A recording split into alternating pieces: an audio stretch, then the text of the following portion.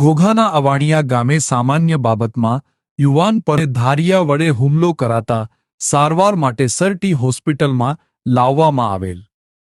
ઘોઘા તાલુકાના અવાણિયા ગામે છોકરાઓની સામાન્ય બાબતમાં થયેલી બોલાચાલી બાદ મામલો ઉશ્કેરાઈ ગયો હતો.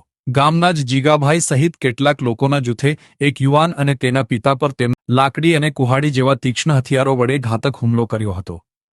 ભોગ બનનાર યુવાનના માતા ચકુબેને જણાવ્યું કે હુમલાખોરોએ ઘરમાં ઘૂસીને માર માર્યો હતો, જેમાં પિતા પુત્રને ગંભીર ઈજાઓ પહોંચતા સારવાર માટે સર.ટી. હોસ્પિટલ લાવવામાં આવ્યા છે.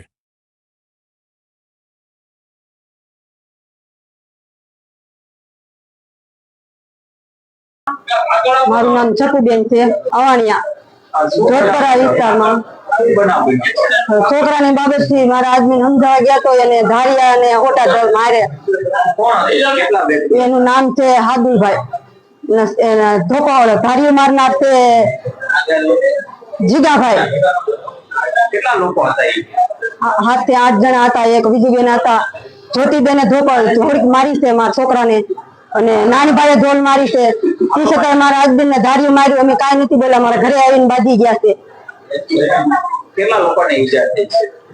મારા હસબન્ડ ને મારા છોકરાને માર્યો છે, એને મેં જોયું નથી.